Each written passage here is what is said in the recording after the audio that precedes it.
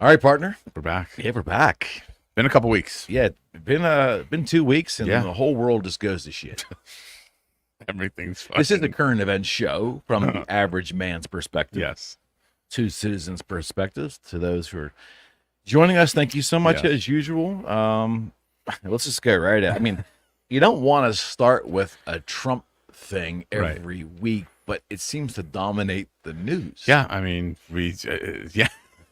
Right? Yes, it does. I mean, he's getting indicted again for something else. Okay, so he's indicted for the fourth time this year. Yes. This time by Fulton County District Attorney Fannie Willis. Mm-hmm. 13 charges, and I will read them. Okay. Some of them. Solicitation of violation of oath by a public officer. Mm-hmm. I don't even know what that means. Conspiracy to commit forgery in the first degree, and there's a litany more. I mean, and there's 13 other defendants. Is that right? Yeah, I think there's 13 other defendants. There's I want to Mark say there's Meadows, Giuliani, Jenna Ellis, mm-hmm. Kenneth Chesebro, Yep. Jeff Clark, and there's a bunch more too. And I think they said there's I believe like 90 other people that are involved. Wait, 90? I think that's what I heard. Like over 90 people that are going to be not charged but named in the indictment. You think it's a anybody RICO flipped? case? Flip on what? I don't know. Again, like I still don't know the facts. Like they're saying, like, okay, solicitation of violation of oath of a public officer. What the fuck does that mean? Like, explain that. Now they'll release that, right? But okay, conspiracy to commit forgery in the first degree. What did they conspire to forge? Like they're saying they were trying to tamper with the election. Like I thought they were talking about like the election being tampered with. So there's so much that is coming out. It's even hard to wrap. It's hard to wrap. I'm a lawyer. Okay. It's hard to wrap my brain around this shit, let alone try and figure out like what is true or not, or what is just purely political theater. Yeah, it's the average guy on the street, I'm going to guess, because that's all we are as average guys on the street. We'll look at everything in its entirety, and unless you're really predetermined in your head either way. If you are kind of waiting somewhat in the wide swath of the middle and really undecided on everything, you have to look at that and say, it's like 4 indictments in less than 7 months. Right. It sure kind of looks orchestrated. Mm-hmm. Yeah, I mean, and right in the election season. Like, why didn't they do this 2 years ago or a year ago? Like, why now? When we're starting to get into the primaries. Like, the timing Had he peculiar. not run, would he be getting indicted? I don't think so. No, I don't think so. Like, I really don't think so. And the sad part is, the more he gets indicted, the better he polls. Because again, I think, like I said last time, I think this is backfiring somewhat. Unless they have truly, a boatload of evidence to convict him criminally, all this is doing is lighting the fire under his base. But what happens if that happens? Like, let's just say one of these trials actually gets concluded before the general in November of next year. Yeah. Right? Yeah. So, and he's convicted. Mm-hmm. And it takes about a month or two for a sentencing. That's kind of how it works. Let's just say he's convicted next July. Okay. Sentencing is scheduled for September of next year.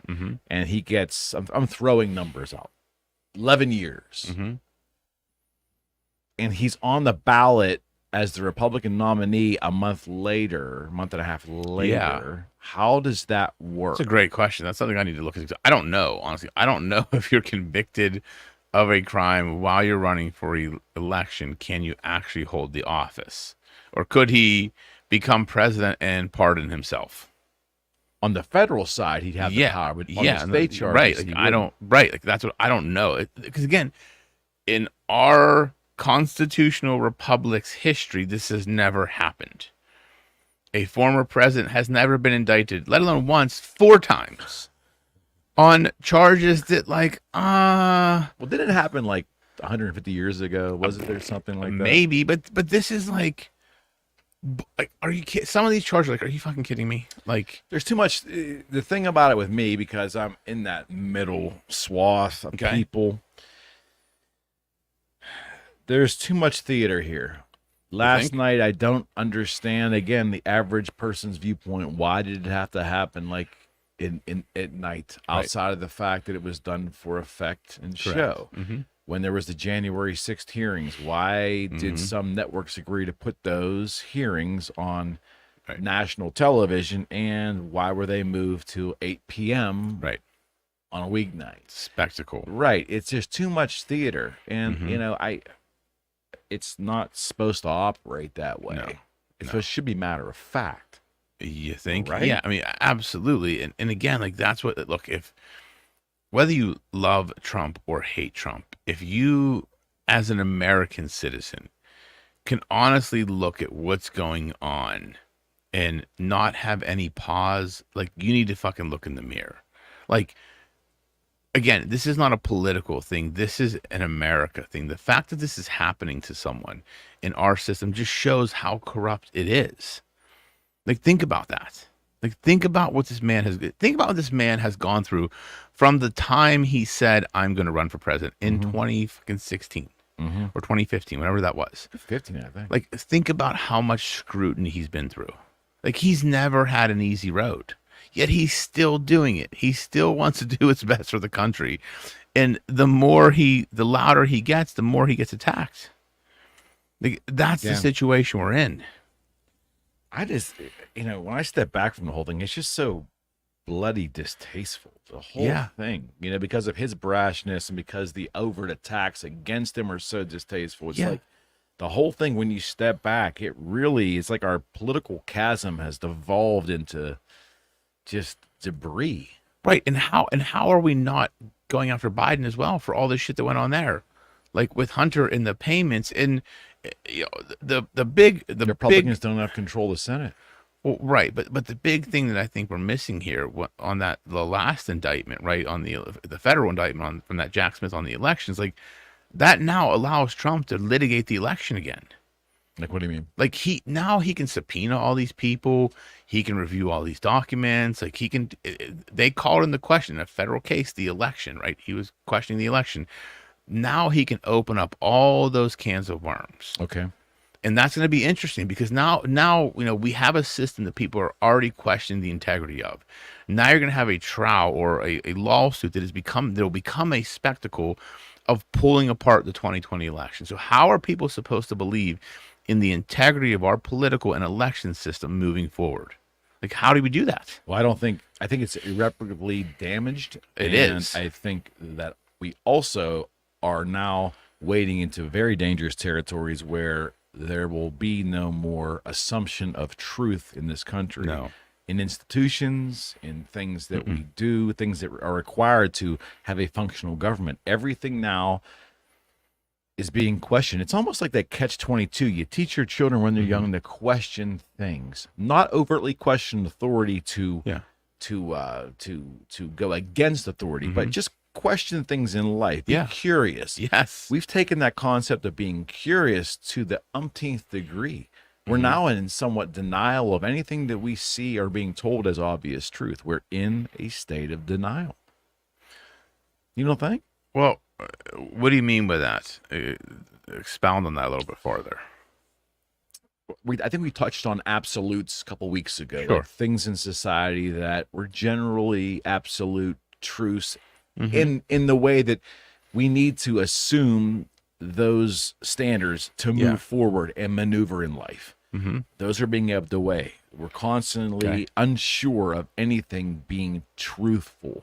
People, events, elections, money, anything. Yeah, okay. I understand and we keep going down a path where through this political division of these two great sides, and I'll label them this way, the pro-Trump and the hate-Trump groups, right? That's the country's divided pretty much. Yeah, I mean, that's a good way of depicting it, yeah. So that we go down this pathway, and the more caustic it becomes, the worse of a chance that we will be able to come together where necessary to enable society just to function in a calm way. Yeah, yes, because we don't. When was the last time we had a calm candidate on either side that any of us actually believed could unify the country? I think there was hope. I think President Obama had an opportunity for hope. I mean, An opportunity, or at the beginning. But did people believe it? Opportunity is different than belief. I think there was some belief there in the beginning. Okay. In the beginning, he did wade into a racial issue with a professor early on, I think, where, there was question whether that was the president's place to do that or not. And that unfortunately didn't yield right. Whether it was the right thing to do or not, I don't know. I'm not a historian. Right. But early on, at that time I thought we were going to look beyond color. We've shown what this country is. This country is truly the land of opportunity. Absolutely right. And anybody anybody of quality and substance can get enough people in this country to vote for them. Yeah. Based on who they are. It was a beautiful moment. Right. It didn't end well. I think he missed the opportunity. And it's gotten a lot worse since then. Like when they put the Affordable Care Act in place. They had the House and the Senate and the presidency. They were getting that bill in no matter what was in it. They didn't give a shit. There was no reaching across the aisle. That was a perfect opportunity. If you truly were a president of hope and you were promising change and a uniting of the country, that was the perfect opportunity to say, you know what? We can pass whatever we want right now, but I want input from the other side. I made a promise to the American people. I'm going to unite us and bring hope. And this was the opportunity. He hadn't even missed it. And that's when I was like, okay, I don't believe anything anymore. I don't know if he missed it. I think he intentionally didn't wade in there. I think it was all intentional. I don't think there's too much by happenstance. I mean, you can look back in history and second guess, but I think I think that was his signature legislation, and push come to shove, he was going to get that passed. Of course. Now, it doesn't make it right or wrong. But the other thing, too, is conversely, someone from the other political end can say, well, you had George Bush lying about reasons to go into Iraq. I can't argue that. I mean, I was very much for the war at the time. I believed everything I was being told. But, it's almost like, when you look back on it, there has not been anyone to break through the divide of the two parties and reach the hand across the aisle and really, truly, actually engage and want voices from all sides. Yeah. That politician has yet to reveal themselves, in my opinion. Yeah, I understand that. I think Mitt Romney maybe could have, I liked him. I thought he was smart, articulate. He brought things down to a practical and pragmatic level, but he didn't know how to campaign. He didn't know how to relate to people. But I think he would have been a great president, because I think he would have taken a very practical and pragmatic approach to solving problems, into putting in legislation. Now, like that Vivek Ramaswamy, I think he's a guy that I don't think he'll get elected. But if you listen to him speak, he's not toxic. He tries to be uniting. He says the right things. He's not about, he doesn't bash anybody. He talks about what's good for the country, not what the other party does wrong or what the other person does wrong. And that's what I like. That's what we need. We can have differing opinions. That's the greatest thing about this country. We can differ and we can disagree, but that doesn't mean I have to throw you under the bus for my benefit. It's just not the way it should operate. 100%. So, the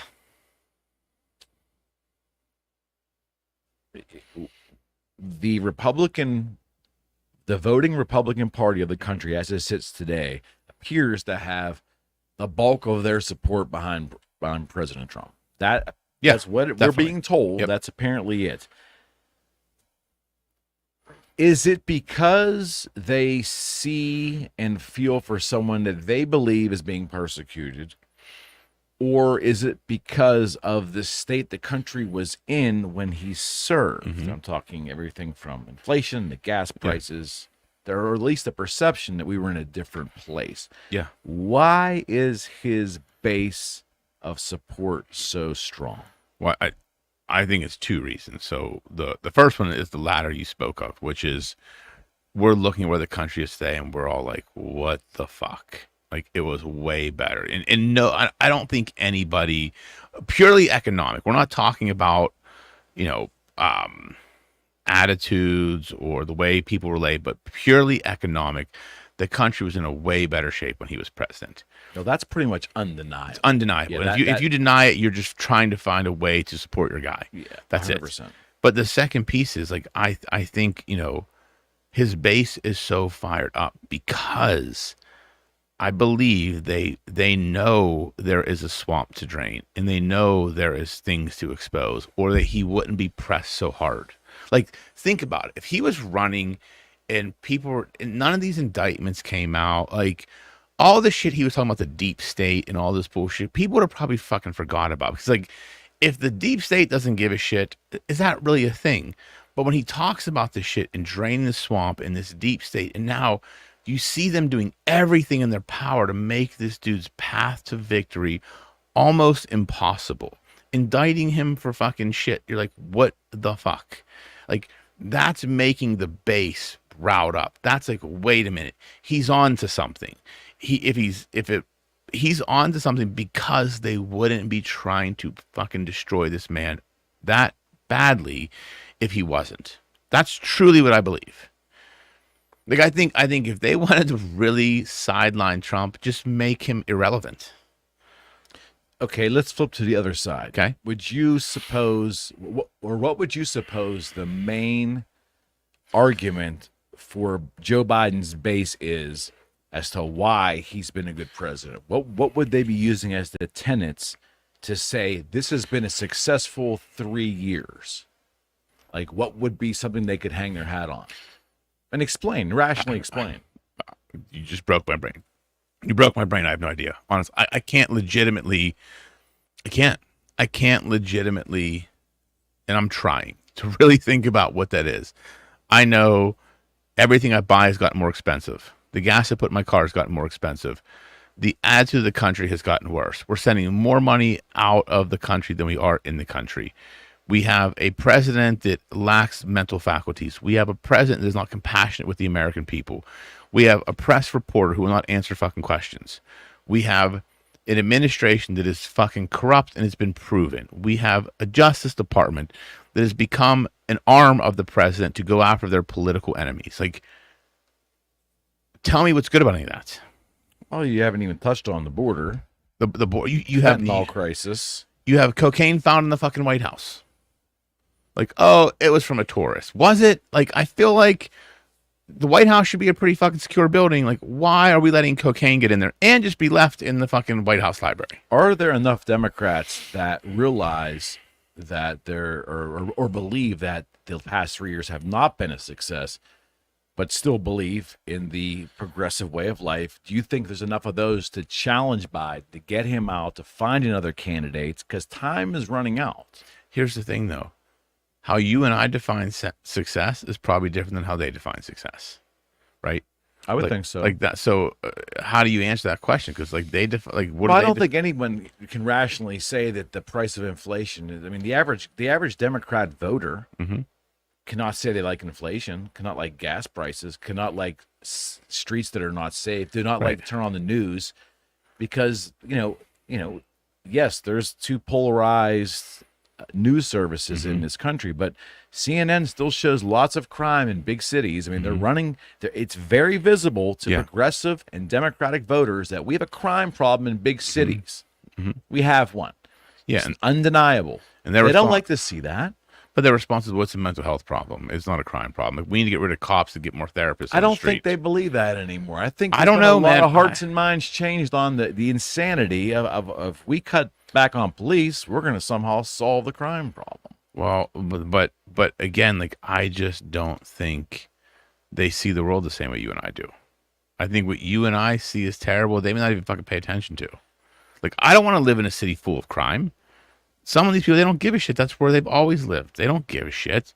They're just like, oh, it's not really crime. They're just shoplifting. Inflation affects everybody. Yeah, everybody that spends money. Some people don't even fucking spend. They're on the system. Some of them are on the system. Like, what money are they spending? I mean, think about that. A lot of those people are living off the system on both sides. I'm not saying it's just, right. But so does inflation impact them, or they just get a cost of living adjustment to their subsidies? I would have to think that there's got to be large swaths of Democratic voters that cannot be happy with what they've seen. I mean, look, I'm sure there are. Way out of the view. The whole Trump mess, put it over here. Just look at the reality, what they see day in, day out, what their pocketbooks, those are trying to create careers and families for themselves. traditional Democratic voters, there's no way they can feel good about a commander-in-chief who does not have all his mental faculties. Right. And it's an obvious view. Yeah. And I'll go as far as to say that I would assume any rational person paying attention can realize there's a problem there. That can't make them feel good. No, look, I believe deep inside they probably feel like shit, but they're not gonna show it. They've picked their team, man. They've picked the team. They're gonna go down with the ship. How dangerous that is. That's very fucking dangerous because that's where we are. It goes back to where it's team above reality. Yeah. Team above visible, factual reality. Things that were certain in your life that you could see Yeah. as reality. Now, team is higher than that. Well, yeah. I mean, this is where we are as a country. And that is a scary place to be. Common sense has left the building a long time ago. And now we are operating from a place of fear, scarcity, and just fucking mental stupidity. Like there's no, like, I hate to say that, but there's no other way to categorize some of the shit that's going on. Pure fucking stupidity. Like pure stupidity. Yeah, I wonder how the next, I don't know, what are we for till general election? We're like 17 months away. Is that about right? It'll be November. No, it's not. Yeah, about 17 months. 16, okay, so months. All of these indictments cannot be cleared up in 17 months. Am I right? I mean, these types of complex trials take time to. Yeah, it depends on when they start. You got to go through discovery. Yeah, they may never get resolved before the election. Correct. Maybe some of them do. They fast track them. Other ones probably not. It's just fascinating to me that he may be elected president of the United States and he may be in jail. And then how does that? I have no. Does the vice president become the president? Or? Well, this is something I need to look into because I'm really curious now. Like, I want to find out what happens. Like, does he actually get to be president, or does the vice president step in? Like, I don't know. Like, I have to find this out. I will find it out because of the Secret Service requirement that he has for the rest of his life. Do the courts, or are there provisions in the court which permit a judge to say, because of these Secret Service restrictions, we're going to put you on 11 years of house arrest because we can protect you better there, or the Secret Service can protect you? Is that possible? I'm sure a judge could sentence that way. Yeah, I mean, I don't see why not. I don't think there's anything providing it was 11-year sentence. I mean, yeah, I don't think there's anything preventing them from doing that. It's their discretion, I mean, they don't have to give him the full penalty. Maybe he's got to wear an ankle monitor and stay within the White House. I don't know. The White House stay at Trump Plaza. Like who knows? And again, like, the fact that we're even having this discussion, but here we are to figure out what would happen if our president is convicted before he gets elected. Like, that's just a pure analogy of where we are as a country. That's a conversation topic. So Joe Rogan, I think he's going to interview Trump. I fucking hope so. That would be great. I mean, I don't have inside information. It's a guess. Well, no, I mean, that Patrick Bet-Davis when he was on Rogan's show, like, I watched that, and it seemed like Rogan was very against interviewing Trump until he said, how can you're the GOAT of podcasters, and do you want to look back when you're 75 years old and realize the one interview you didn't do would have been the best interview of all time? The one people wanted the most. Yeah, and I think that obviously he likes the success of his own show, but I think he also likes to do big things. Yeah. And this would be one of the biggest interviews ever. How could you not interview? If Trump wanted to go on the show, like, how could you not bring him on and interview him? Like, think about that. Like, Howard Stern has interviewed him. Like, how could you not? Like, you are the greatest podcaster ever. How could you not want to interview the most controversial president ever, in some people's eyes the best president ever, in other people's eyes the worst president ever? Like, how could you not want to interview that person? So let's talk about the debate process and interview process. I'm of the belief that the podcast forum, what we're doing right here today, live streaming this in this portion of our presentation, which is only for our shows here, this format yields the most amazing opportunity for politics in that you could get a skilled podcaster to sit down with two opponents over hours. Pretty much you could do it commercial free, throw some commercials in the end, throw some commercials in the beginning, let them go at it in a calm, conversational way. Yes. Standing them up on a stage with the formality and having the audience there, it creates theater that's unnecessary. It's a spectacle. That's all it is. Unnecessary. Yes. This, I think, and if you have the right podcaster who can remain above the fray and remain objective, but remain insightful and ask insightful questions and keep them from like clawing at each other, this provides the American public a better service. Yeah, absolutely. 1,000%. Because you're getting the average man or woman to ask the questions, not the political analyst that works for one of the news networks is going to frame the questions in a way that best supports his or her person. Like, think about that.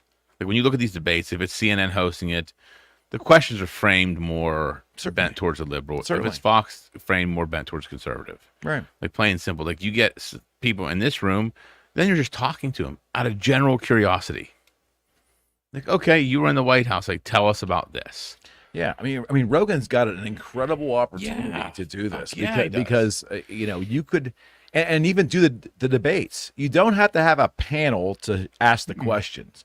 One guy being objective, you don't. Can do it in a conversational style, and look at what service that would give the country. Yeah. You'd have to have the candidates willing to go in it long, to go long with him. Yeah. And also keep a level of decorum, because when they start with the name calling back and forth, it's gonna. I mean, it would be fascinating to see how Rogan would handle that. But you don't even need name calling. Just like have. Well, no, but it could evolve into that. Sure, it could. But agree to just have like. Why can't we, as a country, as a group of people who disagree with one another, why can't we just agree to have civil discord and just have a conversation? Like, let's talk. Like, if I have a problem with someone or something, I'm pretty willing to just address it head on and say, let's chat about this. Let's just air it out and move on.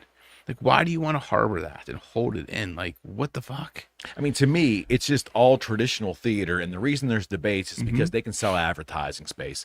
And the format there is all pomp and circumstance, is to make the network look great. Ultimately, the network who's hosting it, they get their logo and they get their folks sitting there asking the questions and all that bullshit. You strip all that away, put the two human beings on that side of the table, Rogan on this side of the table, conversationally, 2-3 cameras. Agreed. Just go at it. I agree. That'd be amazing. It would be absolutely amazing. It would take courage. It would take political, not from Rogan, but it would take political courage from the candidates and the parties to partake in something like that. I mean, Trump would do it. In a heartbeat. Because he could think on his feet and do a conversation like that. My question would be, would he go volatile toward his opponent sitting there? So do I think he could go volatile? Yes, but I truly also believe that Trump is an articulate guy, right? He's pretty, he says some crass things, but he says a lot of the shit we all think. He just does. He's not afraid to say it. Well, it's not filtered, for sure. Well, right. And I think we need to be okay with that. Like, if that's the worst thing he did, I'm okay with it. Like, he's crass or he says the wrong things. But and again, like, I'm not this huge Trump fan. He did what was best for the country above all else in everything he did. Like, that's what I truly believe. Like, the Bidens, and again, not to pick party sides, but the Bidens have used politics as a wealth building mechanism. Oh, there's no question. To feed their lifestyle, to just make a bunch of money. Trump has given up money to get into politics to make the country better. Like, that's the big difference to me. And if you can't see that, it's because you don't want to see it. Okay, so right turn. Let's do it. There were some rather terrible fires in Maui. Yes. Is it Lahane? Am I pronouncing that correctly? Lahania. I think that's how you pronounce it. Yes. I've not been fortunate enough to be on that island. No. But it certainly looks horrible. And it's people were running into the sea to save themselves. I mean, that the heat had to be pretty unbelievable. Yeah. Yeah, absolutely. So all we know is what we see on the. All I know is what I see on the news, and the federal response is $700 a person. At least that's what I said. And I guess there's going to be some low interest loans. Yeah. I mean, that's that again. Going back to my statement of we need to do more for our country than other countries. Like I believe Biden just requested $100 billion to go to Ukraine. More. But said, more money. But then said for this again, the 700. I don't know that number. Yeah, $700 per person. And we're allow the locals to get low interest loans from the federal government to rebuild. Like, how are you giving $100 billion fucking dollars to a country that I guarantee you, 90% of politicians in office could not point out on a map. Like, couldn't point it out on the map. We're giving $100 billion, but yet we have our own people that have been devastated by this supposed natural disaster, and we're $700. Like, are you fucking kidding me? I spent $700 on the way here. Like, how the fuck does that gonna make you rebuild anything? Back to our point where people just are skeptical of everything now. Yeah. There is a lot of people, I'm becoming that guy. A lot of people skeptical about the origin of the wildfire. Yeah. I went down the rabbit hole, man. I went down the rabbit hole, and again, I feel like I say this almost every fucking show now that I'm not a conspiracy theorist, but maybe I am because I get on these rabbit holes, but it didn't make sense to me. The narrative did not make sense. Again, not a weather expert. Like to think I'm logical and have common sense. They said the fire started from a power line or two falling, causing a fire, sparked a fire that then the winds from the hurricane blew and destroyed the part of Maui that they couldn't buy from the locals. But the rich people's houses, they're up on a hill, okay, unscathed, like untouched. And the part that got burnt, like somehow trees are standing, but cars have fucking melted. Explain that. Make that make sense. And then I go online and I see all these videos of people, and again, videos can be manipulated, so I'm not saying they're not, where they're seeing these fucking lasers come out of the sky. And this was like a few weeks ago where that one whistleblower came and was talking about these directed energy weapons. That they have these powerful things that they say, they use for weather, but they're literally fucking like laser beams that just destroy shit. Then I see a video where The Simpsons fucking predicted this. So it must be true. That has to be it. But I mean, think about how much shit The Simpsons have predicted that has come true. And when I saw fucking this, like lasers destroying Springfield, like selective parts of Springfield, like, because again, it doesn't make sense to me. Like, again, like wildfires, like, does that make sense? Well, let me ask you this. All of a sudden, they're all happening this year. Canada, California. Let's unwind that. Like, how could there be so many individual wildfires throughout Canada? Right. At the same time. Right. Yeah. It's like, and I guess it's just matter of fact. You'll have scientists to come on and say, matter of fact, it's a combination of it being so dry for so long, and a spark here will do something. Yeah. And, it'll take us down they'll take us down that rabbit hole of, it just makes complete sense. Right. But the average guy, gal, looking at it going, that seems awful coincidental. Multiple fires like this. Yeah. I mean, how long? I don't, in my lifetime, never remember. No. Wildfire smog in Pittsburgh going back 57 years on this planet. No. I don't remember it. I'm probably 46 tomorrow. Don't remember that either. It's just so normal. It's not normal. No, it's not. And the whole Maui thing, like, it's one thing if the entire island got fucking destroyed, but somehow all the rich people's, Bezos, Zuckerberg, Oprah, like Obama's, like all of their land is perfectly fine. So apparently fire doesn't go up hills. So the question is going to be that during the next couple of weeks, are there going to be land speculators mysteriously arriving there? There's already going to be developers there. Asking these folks that are in there, they're devastated, right? They're going to buy the land up cheap. Yeah, they're going to buy the land. They're going to develop it and make it a tourist destination. That's what they wanted to do. The locals wouldn't do it, right? They've talked about making Maui this AI-run city. Supposed to be this conference in September talking about this. All of a sudden, once the locals said, we're not selling any of our land, okay, we're just going to fucking burn it all down. Like maybe a wildfire did start, or maybe there are these. Just go down the rabbit hole of directed energy weapons. Like again, even if that didn't happen, like they're legit. They're real. It's a real thing, and it's scary. Like it's like, I grew up watching movies where they had laser beams, and like, oh, that'll be fucking cool. Like in the 100,000 years from now, I'm like, huh. 45. There's like lasers coming out of the sky. Like that will happen faster than I thought. Okay. Indifference. Now, you know me well enough. Yes. I love the term because... You do. I do, because indifference used kindly has served me well. Sure. It has served me well. Yep.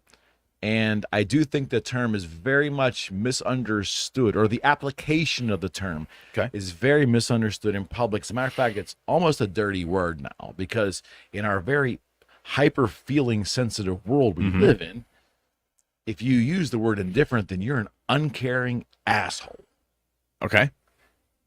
My question is, where I believe there's a healthy use of indifference, and I think it's so necessary today with how much we're being inundated, we need to get there. Yeah.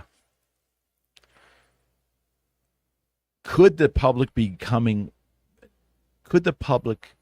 start becoming numb to all that we're ingesting and start entering an area of dangerous indifference as we move forward?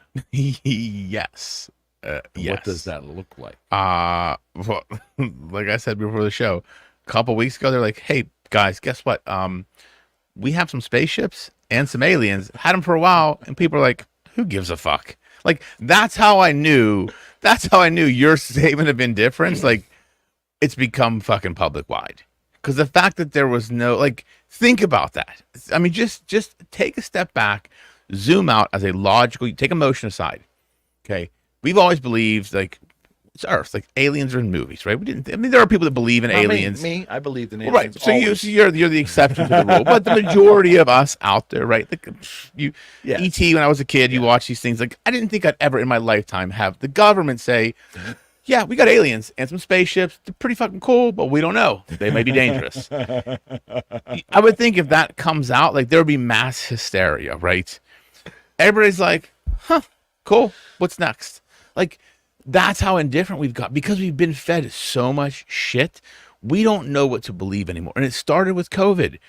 We were fed a bunch of shit, told a bunch. Now the FDA has approved ivermectin to treat COVID. Isn't that interesting? Like, because they made the money from the vaccines. They've made all the money they can. And like, that's the thing. So we're fed all this bullshit. And at the time, we don't think it's bullshit. We're following orders. We're listening. We're trying to do its best. And then a year later, 2 years later, just kidding. That was wrong. Fooled you. Didn't mean, So we're getting all this information all the time that we can't discern whether it's true or not. So I think people are kind of just like, I don't really give a fuck anymore. If an alien's in my house, I'll deal with it then.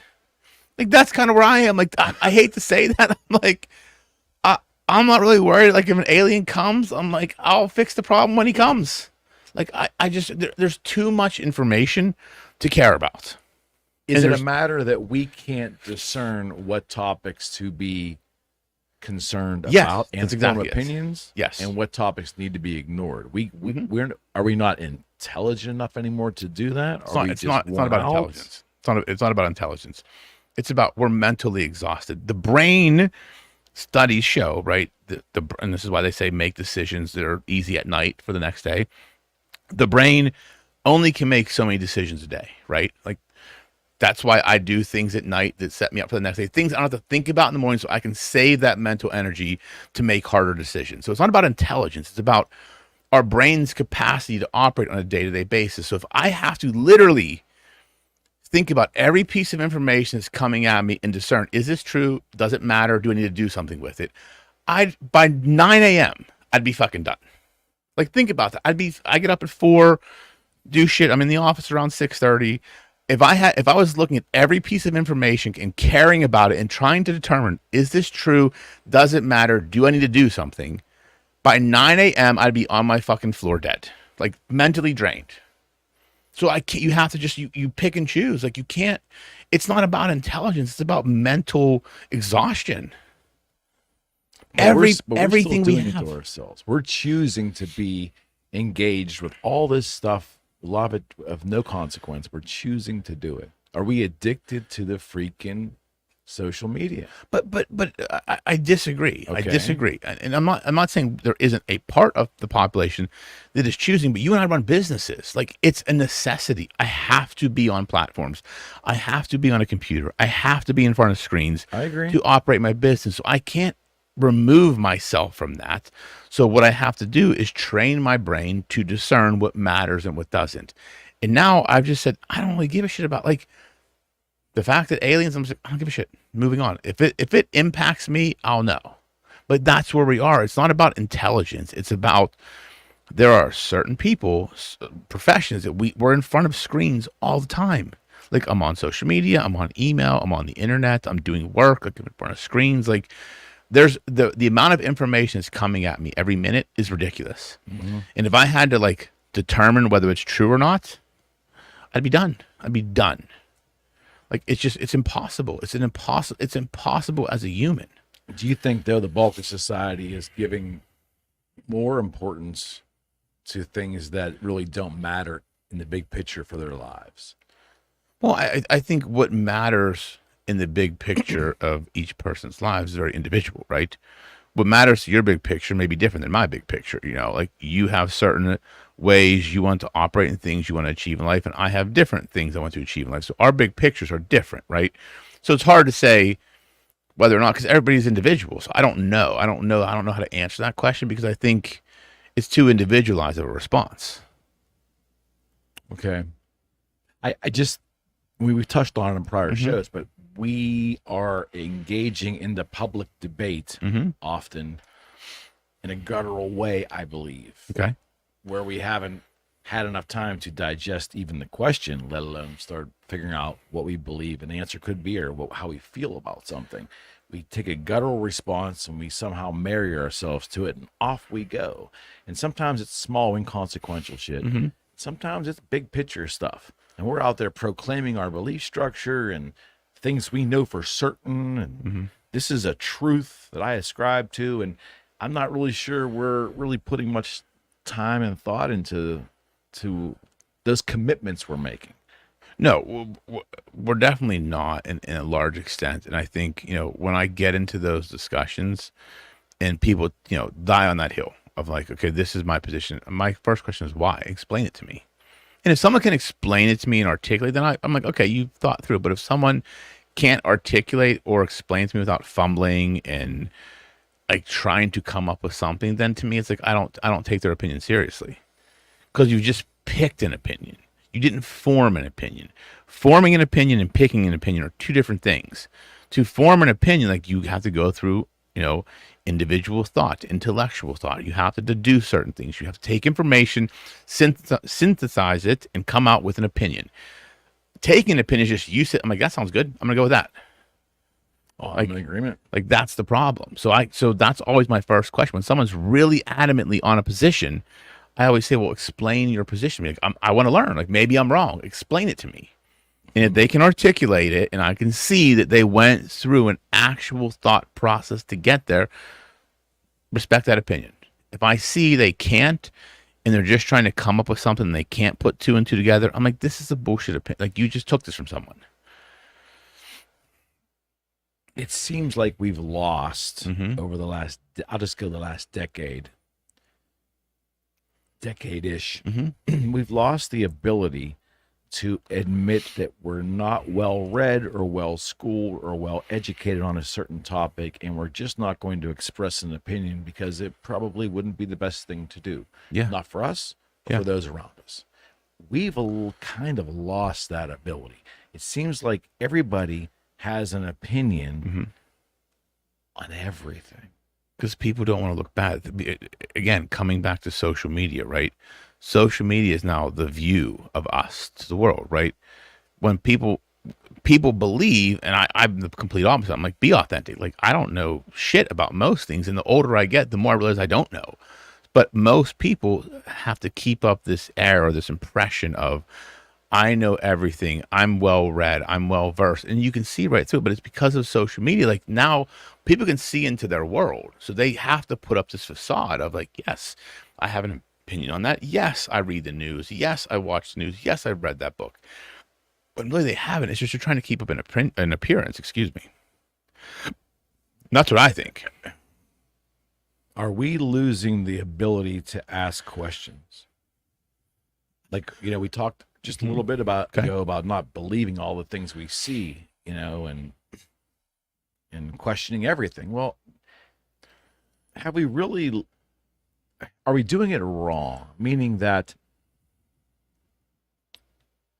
out of humility, wouldn't it be better at times to ask insightful questions out of real pure curiosity before attempting to formulate an opinion or deciding if one is even needed, right? That I'm not sure we do in large scale. Doubting certainties in life is asking a question in theory, but that's more about being ultimately just being skeptical of everything. So that's where I'm kind of discerning between the two. Asking genuine questions, thoughtful questions in an effort to enlighten oneself. Are we losing the ability or the want to do that? So I don't think I think we're losing the ability to ask the next question. Okay. The next question is the difficult question. Like we're good at asking the surface level questions, but the most telling responses you get are from the most difficult questions. And because we've become such a tumultuous society where people are arguing over everything, we just try to avoid conflict by default. So we don't ask that next question. That last question is the most difficult one that causes the conflict, but also resolves the situation and brings the issue to the surface. People are afraid to ask that because they don't want to deal with the conflict. But conflict's how you resolve things. And that's where I think the problem is. Like constructive conflict. Constructive conflict, but they'll get right to the edge, right? But they won't ask that last question they need to ask because it's a little bit uncomfortable. And our default as humans, especially after the pandemic, is comfort first. And because we look at it from a comfort first perspective, we're not going to ask that question for the fear of what it will do. We may be uncomfortable for a little bit. We may have an uncomfortable conversation. That's the ability people have lost. I don't even think it's the ability. I think it's the want. People don't want to do that anymore because they like comfort. They like safety. They like fucking sitting in the house and not having to worry and have their opinions that they can put out on people, but not ask other people what their opinion is. So you're saying that we're comfortable projecting our opinions, but we're not comfortable engaging others in theirs. That's exactly right. That's exactly right. And again, like I was telling you before the show, I saw that Vivek Ramaswamy, he was engaging. I think it was on a trans issue. I can't specifically remember, but it was this woman, like she came up to him and was asking him like a very like confrontational question. And he said, come back here. Like, I want to talk about this. And I watched this video for 10 minutes and it was the most insightful and intellectual and thoughtful conversation between two people with diabolically opposed views. With at the end of the conversation, they both had an equal respect for one another. Like that was asking the next question and having that difficult conversation. And at the end, they didn't convince the other that their position was right, but they understood the other's position. Understanding. And that's what we need to get back to. And that when I saw that, I'm like, that's exactly what we fucking need in this country. Okay. Great point. It's weird because it looks like, from my standpoint, the goal's not correct. The goal, to me, the smart goal, is not to convince others to change their mind. No, it should never be the goal. Right. The goal should be mutual understanding of each other. Yes. Irregardless of belief or end viewpoint. Right? I mean, that's the intelligent play. Yes. I mean, I've been saying this since I was probably in my late 20s. I said, in an argument, I never want to get you to agree with me. I win the argument when you say, I can see your point. That's it. Game over. Like, that's all I want. You don't have to agree with me. You're not going to agree with every position I take. But if you can sit there and say, I get it and I understand where you're coming from, it's over. I don't need to talk anymore. We can agree to disagree, but you understand my point and I will understand yours. That's all we need. That's an understanding. Mm-hmm. I don't have to force my opinion on you. You don't have to force your opinion on me. All we have to do is have a mutual understanding of one another. Yeah, and from there, when required, that's where pure negotiations can start. Yes. When there's a mutual understanding. Yes. I mean, that's how old school politics used to happen decades prior. Yeah. Generally speaking. Yeah. And things somewhat got done because of that. I feel like that's how shit should just get done. Like two people say, okay, I get your point. Let's see if we can come to a reasonable middle ground or a reasonable resolution. It's not it shouldn't be a zero-sum game. Mm-hmm. Like, there doesn't have to be a winner and a loser in politics and in policy creation. It can be, what is the best for the largest amount of people? Not what's the best for my team. What's the best for the largest amount of people? Like, that's what we need to get back to. On that, my friend, we're going to wrap this up. Excellent as usual. Always. Thank you, everybody. We'll be actually on show 10 next week.